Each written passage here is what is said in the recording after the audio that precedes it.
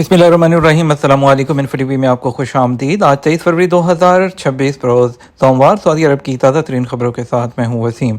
Saudi अरब की खबरें हासिल करने के लिए आप इन्फो टीवी को सब्सक्राइब कर लें, बेल आइकन को प्रेस करें। आज के न्यूज़ बुलेटिन को मुकम्मल देखिएगा। शुरू करते हैं पहली खबर के साथ। सऊदी अरब गवर्नर रियाद ने 27वें किंग सलमान अवार्ड के फातहीन को एहसास से नवाजा। सऊदी अरब के दारुल-हुकूमत रियाद के गवर्नर शहजादा फैसल बिन बंदर ने हिफ्ज़ कुरान, तिलावत और तफसीर के लिए 27वें किंग सलमान अवार्ड के फातहीन को एजाज़ से नवाजा है। गवर्नर रियाद का खैर मकदम सऊदी वज़ीर इस्लामी अमूर और दावत रहनुमाई शेख अब्दुल लतीफ़ आल शेख और वज़ीर तालीम ने किया।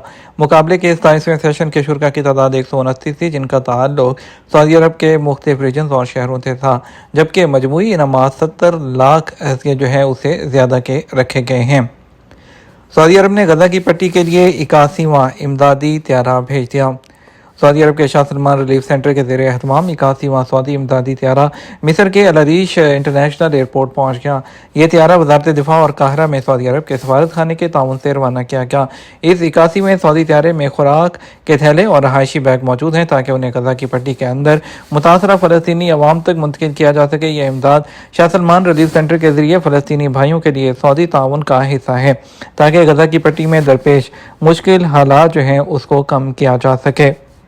यौम तासीस पर जो रियाद की सड़कें सब्ज रोशनियों से जगमगा उठीं। रियाद म्यूनसिपलिटी ने यौम तासीस के मौके पर दारुल-हुकूमत के मरकजी सड़कों, अहम शाहराहों और अवामी चौराहों को 5000 से ज़ायद रोशनियों से सजा दिया। एसपी के मुताबिक इस मनसूबे के तहत मुख्तलिफ मकामात पर 5481 रोशनियाँ नस्ब की गईं। उन खूबसूरत रोशनियों की वजह से रियाद के इलाकों में जश्न का समा पैदा हो गया।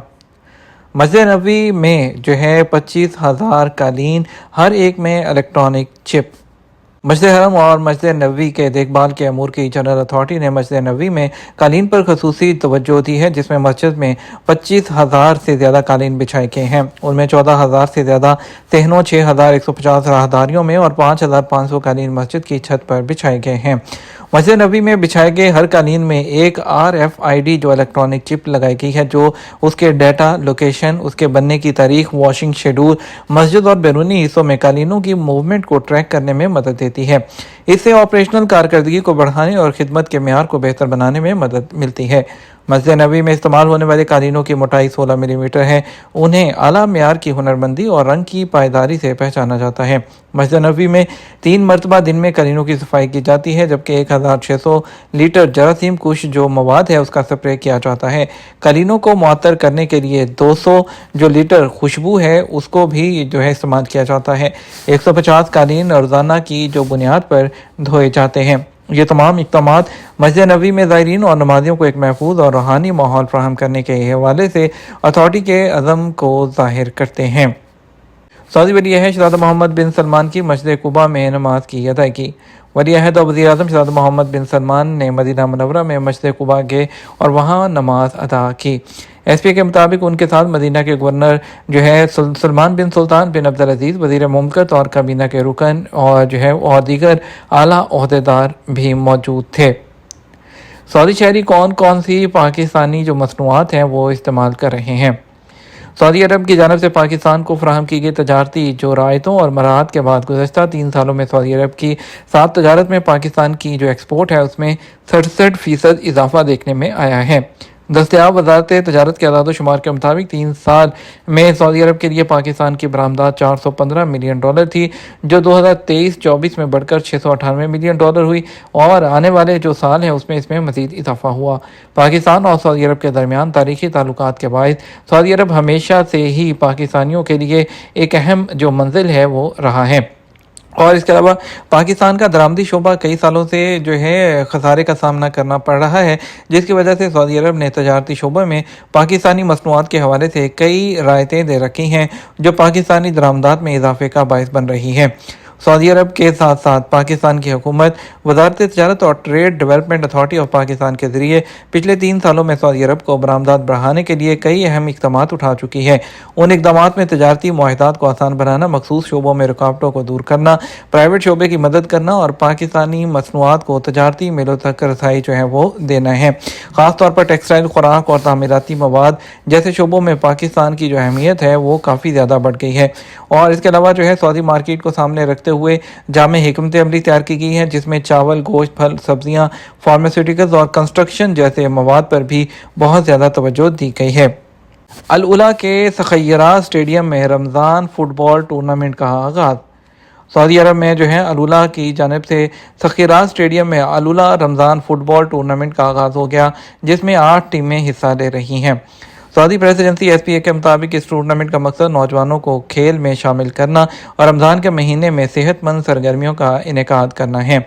इसके अलावा इस टूर्नामेंट को समाजी राब्तों के इवेंट के तौर पर मनाया जाता है, जिसकी इफ्तिताही तकरीब में मुकामी फ़नकार शामिल होंगे और फैंस के लिए मशागिल भी हैं। भरपूर मुकाबलों वाले माहौल की वजह से ये टूर्नामेंट ज़िंदगी के म्यार को सपोर्ट करता है, जिसका मकसद मुकामी टैलेंट को निखारना है, जबकि कम्युनिटी स्पोर्ट्स के लिए अल उला को बतौर मरकज़ पेश करना है। इस टूर्नामेंट मैच में हर रात जो है वो 4 मार्च तक जो मैच है वो खेले जाएंगे। पहली सऊदी रियासत में मौसम की पेशगोई कैसे की जाती थी? पहली सऊदी रियासत के ज़माने में उस वक़्त के मुआशरे में फ़ल्कियात और सितारों से रहनुमाई के इस्तेमाल में गहरी दिलचस्पी पाई जाती थी। इस दिलचस्पी की असल वजह उन लोगों में पानी की दस्तयाबी और ज़राअत के लिए मौसमों की वजह से पैदा होने वाली तशवीश थी।